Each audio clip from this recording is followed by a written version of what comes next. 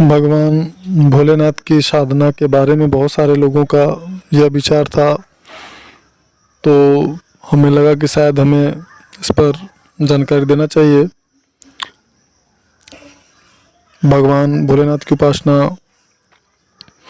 करने का सबसे सरलतम मंत्र या सबसे सरलतम जो उपाय है, रास्ता है, जो मार्ग है, वो क्या है?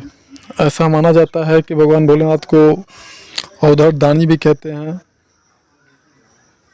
और इन्हें भोलेनाथ भी कहते हैं। और भोलेनाथ इसलिए कहते हैं क्योंकि ये भक्तों की थोड़ी सी परिश्रम पे, थोड़ी सी समर्पण पे बड़े जल्दी प्रसन्न हो जाते हैं। और ये सिर्फ सामान्य व्यक्तियों के लिए नहीं, बल्कि जो दुष्ट प्रवृत्ति के व्यक्ति होते हैं उन पर भी ये बड़े जल्दी प्रसन्न हो जाते हैं, उनके दुर्गुणों को भी ये क्षमा करते हैं। पुराने समय में, आदिकाल में, जिस प्रकार से हम जानते हैं कि असुर इनकी साधना बहुत ज़्यादा करते थे क्योंकि ये उन पे बड़े जल्दी प्रसन्न हो जाते थे। तो इस प्रकार से अगर देखा जाए तो अन्य शक्तियों की अपेक्षा भगवान भोलेनाथ सभी प्राणी मात्र के लिए सुलभ हैं और सभी को बड़े जल्दी ये प्रसन्न होकर के उनकी मनोकामना को पूरी कर देते हैं। इनको मृत्युंजय भी बोलते हैं क्योंकि ये बड़े से बड़े संकट को, ग्रह को इंसान के टाल देते हैं, खत्म कर देते हैं, इसलिए इनको मृत्युंजय भी कहते हैं।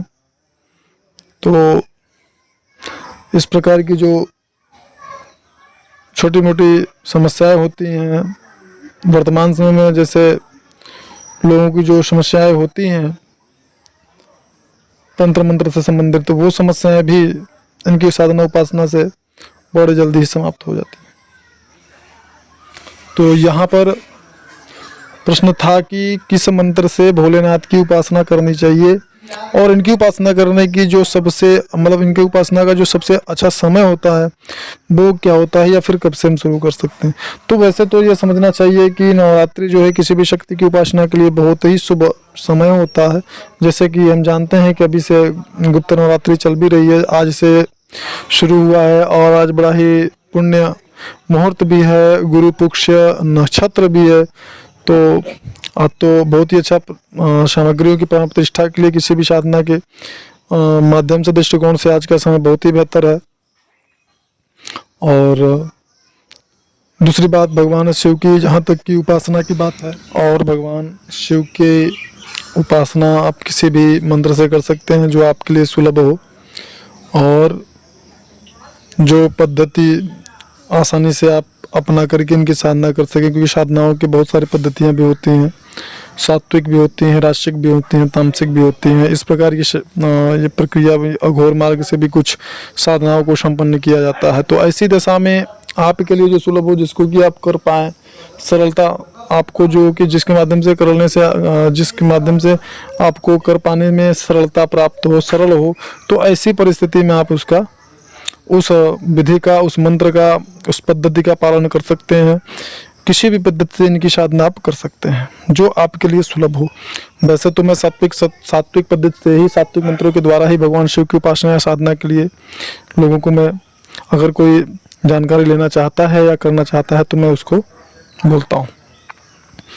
और इनका सबसे जो सुप्रसिद्ध और सबसे जो मूल इनका जो मंत्र है, पंचाक्षरी जो मंत्र है भोलेनाथ का, मैं उस पंचाक्षरी मंत्र से इनकी उपासना को सर्वश्रेष्ठ मानता हूँ।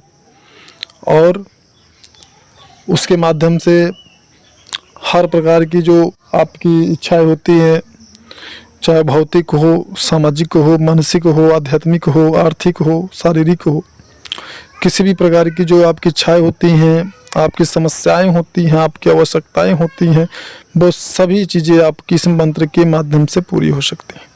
अगर किसी को लगता है कि इस मंत्र के माध्यम से केवल ऐसा ही होता है, जैसा कि लोग बताते हैं कि अगर ये शक्ति चाहिए तो इस मंत्र का जाप करो, सिद्धियां चाहिए तो इस मंत्र का जाप करो, भौतिक सुख सुविधाएं चाहिए तो इस मंत्र का जाप करो, इस शक्ति की उपासना करो। तो ये सारी की सारी चीज़ें आपको एक ही पंचाक्षरी जो भोलेनाथ का मंत्र है, उस पंचाक्षरी मंत्र से वो सारी समस्त आपकी जो आवश्यकता है, सभी आपकी जो समस्या है, सब प्राप्त हो सकती हैं और आखिरी में आपको मोक्ष की भी प्राप्ति हो सकती है।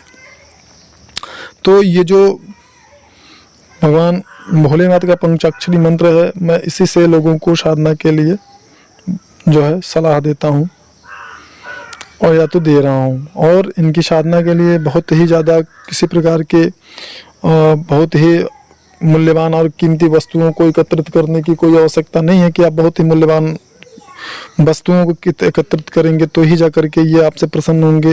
इनको महत्वपूर्ण रूप से केवल आपका भाव ही इन्हें प्रसन्न कर सकता है, अन्यथा आप बहुत कुछ अमूल्य बहुत सा मूल्यवान चीज़ों को अर्पित कर दे लेकिन ये कभी प्रसन्न नहीं हो सकते। और इनकी उपासना यदि आप सावन के समय में करते हैं तो वो विशेष लाभदायक होता है।